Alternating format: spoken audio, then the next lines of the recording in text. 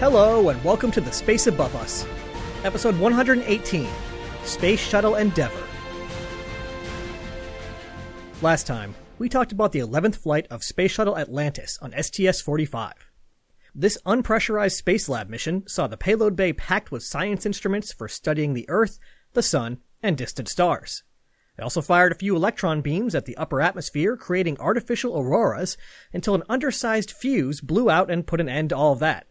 Oh well, at least we got to have some fun with the amateur radio. For today's episode, rather than diving right into the next mission, STS-49, we're going to take a quick side road in order to introduce a few new characters to the show, including one who will fly into space 25 times. It's been a few years since NASA last hired a group of astronauts, so it's time for everyone's favorite The Space Above Us segment, rattling off a huge list of astronaut names, usually with mispronunciations, so that they'll sound sort of familiar when they show up on their first missions a few years down the road. It's sort of a wordy segment title. Let's meet the astronaut class of 1992, the Hogs. Starting with the pilots in alphabetical order by last name, we have Scott Horowitz, Brent Jett, Kevin Kregel, and Kent Rominger. And the mission specialists, Daniel Barry, Charles Brady, Katie Coleman, Michael Gernhardt, John Grunsfeld, Wendy Lawrence, Jerry Lininger, Richard Linehan, Michael Lopez Alegria, Scott Parazinski, Stephen Smith, Joseph Tanner, Andrew Thomas, and Mary Weber. One thing that jumps out right away is just how many more mission specialists there are than pilots. But that makes a lot of sense. Every shuttle flight only has 2 pilot crew members, but somewhere between 3 and 5 mission specialists. Plus, with some payload training taking years, you need to have a pretty big pool of mission specialists to draw from. And in fact, we have a few more mission specialists to add to that list. Later that year, NASA announced a number of international mission specialists who would be joining the class of 1992. We've seen international astronauts flying as payload specialists, but from here on out, we're also going to see a number of them becoming full-on mission specialists. I think this reflects NASA's increasingly international outreach in the build-up to the International Space Station. The 5 international mission specialists joining us are, from Italy, Maurizio Celli, from France, Jean-Francois Clairvoy, from Canada, Marc Garneau, who previously flew as a payload specialist and is now back as a mission specialist, also from Canada, Chris Hadfield, and from Japan, Koichi Wakata. Everyone I just listed will fly in space at least once, with most flying several times.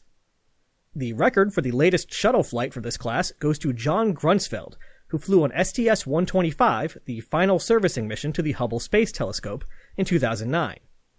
But the latest space flight goes to Koichi Wakata, who rode a Soyuz to the International Space Station in March of 2014, becoming the first Japanese person to command the ISS. And from what I can tell, Wakata still seems to be an active astronaut, which I believe is a first for this podcast. We're catching up to the present day. You may be wondering, who among that list is the lucky one to fly a staggering 25 spaceflights? Actually, none of them. That honor falls to the latest addition to the orbiter fleet, OV-105, Endeavour. Endeavour wasn't actually always destined to become an orbiter. It started life as a bunch of spare parts. Back when the shuttle program was really just getting going, NASA wanted to get a 5th space-worthy orbiter. A 5th orbiter would help them fly more frequently with mostly the same fixed costs. For example, they wouldn't necessarily need a bunch of new facilities or have to hire many more engineers and technicians than they already had. But they'd get a big bump in flight tempo. And perhaps more importantly, it wouldn't leave a big gap in the flight manifest when an orbiter needed to undergo some extended maintenance, whether planned or not. More orbiters would mean more flight opportunities, which would mean lower costs per flight. Unfortunately, the upfront costs of a whole new orbiter were considerable, and NASA's effort to secure funding for a 5th orbiter were unsuccessful. But what they did get funding for were some major spare parts. So, while Rockwell International was already going to the trouble of building Discovery and Atlantis, they built some structural spares that would be on hand in case the existing fleet needed a major repair. Or, maybe now that we have these major structural components lying around, it'll be easier to talk some future Congress into funding a fifth orbiter. Who knows? When Space Shuttle Challenger was lost, these structural spares suddenly looked to be a pretty great idea after all. By using the spare parts, constructing a new orbiter should be quicker and cheaper than starting from scratch, which was especially important since no orbiter had been built now for more than 3 years. And as we've learned, skills in the spaceflight industry are definitely use it or lose it. Once there was no need for more orbiters, there was no need to maintain all those facilities and the engineers that built the first set. So people moved on to new roles and knowledge was lost. That meant that having a head start could make a really big difference on this late addition to the fleet. In July of 1987, Rockwell International, the company that built the other orbiters, was awarded a contract to construct a fifth space-worthy orbiter. With a smaller workforce and less lead time for subcontractors, it was going to be a pretty lengthy process. But with the experience gained from building Enterprise, Columbia, Challenger, Discovery, and Atlantis, it went smoothly and steadily. This was especially true when it came to applying the thermal protection system. What had been such a nightmare in the build-up to 1981 was now a well-established process. In the end, OV-105 even came in under budget. But OV-105 isn't the most catchy name. So, Congress passed the NASA Orbiter Naming Program, which sought suggestions for orbiter names to be submitted by school children all over the United States. The rules were pretty simple. Like the older orbiters, the new one would be named after a research or exploration sea vessel. Well, asterisk on that one. We know that Enterprise was probably actually named for the spaceship from Star Trek. Plus, that whole sea vessel theme wasn't actually established until after Columbia, and maybe even Challenger. I didn't go run this one down again. But since the rule worked retroactively, we can just pretend that it was there the whole time. Anyway, OV-105 had to be named after a research or exploration sea vessel. It also had to be easy to say and easy to hear over the radio. The program was a great framework to get students to learn some science and exploration history, and resulted in a bunch of great names. Some of my favorites from the list include Phoenix, North Star, and Horizon. But President George H.W. Bush had the final call, selecting Endeavour. Endeavour, that's Endeavour, was named after a ship captained by James Cook, a British explorer in the 1800s, hence the U. In 1768, the HMS Endeavour set out with a bunch of sailors, scientists, and artists and made its way to Tahiti. When there, Cook and his men were able to observe the 1769 transit of Venus, a rare astronomical event where Venus passes in front of the Sun from the point of view of the Earth. You could think of it as an itty-bitty eclipse. For the next few years, Cook sailed Endeavour around the southern hemisphere, charting out Australia, New Zealand, the Philippines, and all sorts of other quote-unquote new lands. 3 years after setting out, Endeavour returned to England at the end of a successful expedition.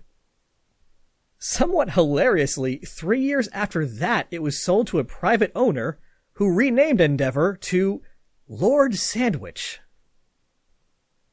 When Space Shuttle Lord Sandwich, Endeavour, rolled off of the production line in April of 1991, it came with a number of improvements compared to the original fleet. But they were all things that had already been added to the existing orbiters or would be added later. While I'm sure that the shuttle engineers would love nothing more than to whip up a whole slew of improvements using the lessons learned over the past decade of spaceflight, it wasn't really a great idea. For one thing, building to the original spec meant that all the existing equipment and manufacturing processes were still good. But it also meant that the astronauts didn't have to train differently on Endeavour, learning a whole new set of procedures. It meant that the software could be written the same, the vehicle would fly the same, and it could be maintained in the same way. So, as tempting as it would be to make just a few tweaks, it was better to be restrained. Several of the improvements, which again would eventually make their way to the other orbiters, were oriented around improving landing safety. You may have noticed that we seem to be landing at Edwards a whole lot more than you were maybe expecting. The reason is that Edwards is nice and easy to land at. It's just hard, dry lake bed as far as you can see.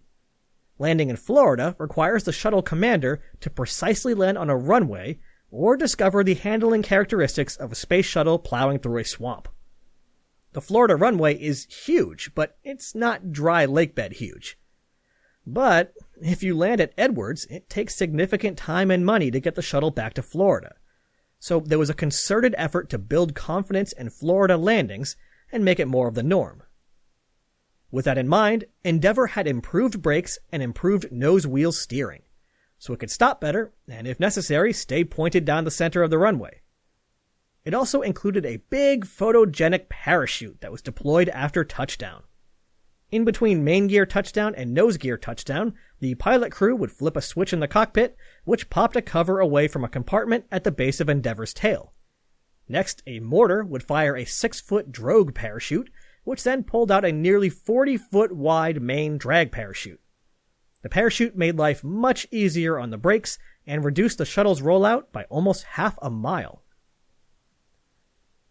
If you're curious how they tested it, they just rigged the same parachute up to a modified B-52 bomber. It was important to make sure that the parachute inflated properly, as well as making sure that all the forces that would be exerted on the orbiter were well understood. The main reason I bring it up, though, is that the pilot of the B-52 was Gordon Fullerton, who we last saw commanding STS-51F. Small world.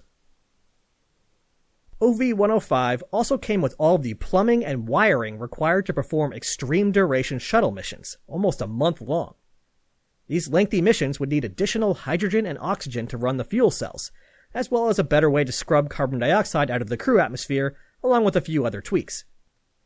It's sort of a minor point, but I wanted to emphasize that Endeavour was built with these wiring and plumbing hookups, but not the actual tanks. The idea was that when and if the time came to add them, it would be a far simpler process. In space, you gotta think ahead. Endeavour was ready to go by the spring of 1992 and would go on to fly 25 missions. The spacecraft will always have a special place in my heart because when it lifted off on its final mission, STS-134, in May of 2011, a future podcaster was watching from just over 12 miles away. It was the first and only time I was ever able to witness a shuttle launch in person. And oh man, did it live up to the hype. Endeavour is joining us due to the loss of Space Shuttle Challenger, but its construction wasn't the only impact of that tragic accident. In order to add a little background to what we'll be talking about in the next episode, I wanted to spend a few minutes briefly discussing the history of the commercial satellite industry and how the Challenger accident changed everything. Before the Space Shuttle came along, there wasn't really an established way for companies to launch satellites into space. Sure, it happened, but as I understand it, it was always sort of an ad hoc thing. My understanding of commercial spaceflight before the shuttle is a little hazy, but I believe it was as basic as companies would reach out to NASA, they'd figure something out for this particular mission, and eventually they'd fit the satellite to a launch vehicle and send it on its way. With the introduction of the shuttle, there was suddenly a whole standard process for anyone who wanted to get a payload into orbit. Not only that, everyone, be it government or company, was required to use the shuttle whenever possible. The whole point was that this would result in more flights, which would spread out the shuttle program's fixed costs and make each individual mission and payload cheaper. With a regular ride to space secured, companies could start cranking out satellites built with the shuttle in mind. If you think back, the initial slew of commercial satellites deployed by the shuttle were small spacecraft that were originally designed for expendable rockets. But soon you started to see larger ones that took advantage of the shuttle's voluminous payload bay. It was a great situation for these companies. Big payload bay, standard process for getting to space, and cheaper prices. And hey, there's even a crew on hand to help out if something unexpected happened. The situation started to get less great when the shuttle failed to meet the expected flight rate and the backlog began to grow, but still, I think it's safe to say that it was better than before. But then the Challenger accident happened, and US space policy suddenly turned on a dime. Instead of mandating that everything fly on the shuttle, now only special government payloads that needed a crew on hand, the unique capabilities of the shuttle, or were national priorities were even allowed to fly. No room for commercial satellites. This was a big problem for all the payloads that were already built or were being built with the shuttle in mind. But with the change in shuttle policy also came some changes in legislation that made it easier for rockets to be made available to industry. So new launch vehicles came on the market, some of which catered to these stranded shuttle payloads. All of this brings us to March 14th, 1990, when a commercial version of the Titan 34D launch vehicle lifted off from Cape Canaveral carrying Intelsat 603, a communications satellite. The Titan 34D was a pretty big rocket, so big that it was sort of overkill for a lot of payloads. This meant that it was actually able to support launching 2 satellites at once, which would each be kicked out of a dispenser mechanism. This particular launch only carried Intelsat 603, but the mechanisms were still there to support multiple payloads. Which is a shame, because when the second stage shut down its engine and issued the command to deploy the spacecraft, the wiring was wrong, and the command was sent to the wrong dispenser, the empty one. Intelsat was stuck. This was very bad. An empty upper stage is big and relatively lightweight, so it would be strongly affected by atmospheric drag in low Earth orbit. That atmospheric drag would pull the empty stage and the trapped Intelsat lower and lower until it eventually hit the upper atmosphere and burned up. Since the Intelsat operators hadn't bothered purchasing expensive launch insurance, this was a pretty big bummer. The only decision the satellite operators could really take was to separate from their own upper stage, which was still attached to the spent Titan stage. This was a tough call because that was the thing that would have taken them into geostationary orbit. So now all they could do was limp into low Earth orbit and call for help. So it was that this poor ComSat, which was designed to be launched on the shuttle, was forced to launch on a Titan, only to be visited by a shuttle after all. But that's a topic that will have to wait until next episode. Before I get to the outro, I figured that this shorter than usual episode is a good place to add the extra boilerplate information I like to throw in every now and then. If you'd like to reach out and correct something, ask a question, or just say hello, you can email me at jp@thespaceabove.us. I'm also on Twitter, where I'm at spaceaboveus. For the last year or so, I've been using that account to post some photos and videos from each mission, so it's worth a look. Theoretically, I also have a Facebook page, but a few years ago I deleted my Facebook account and have no way to access that page anymore. So if you've been trying to get my attention there, sorry about that. And if you just can't get enough of me rambling about space stuff, you can also check out the show's Patreon, which you can find at patreon.com/thespaceaboveus. I make sure that the goodies you unlock by becoming a patron are not central to the show, which I didn't think would be fair to regular listeners. So if you stick to the main podcast, you're not missing anything critical, but there is some fun stuff on the Patreon. We have a chat room, a monthly voice chat, and my audio commentary for a number of space movies. Most recently, I did Armageddon, and the next one will be First Man. If that sounds like fun to you, go and check it out. If not, no sweat, show's not going anywhere. The episodes have been getting pretty long lately, so when I saw the opportunity to take a little bit of a break with a nice shorter episode dedicated to Endeavour, I took it. But if you're feeling shortchanged, don't worry, because next time, we'll be talking about the first flight of Space Shuttle Endeavour, STS-49. This mission feels like it fell out of some sort of crazy alternate spaceflight timeline. We'll set records, we'll send $100 million satellites tumbling out of control, and we'll find out just how many spacesuits can fit into the airlock. Ad Astra, catch you on the next pass.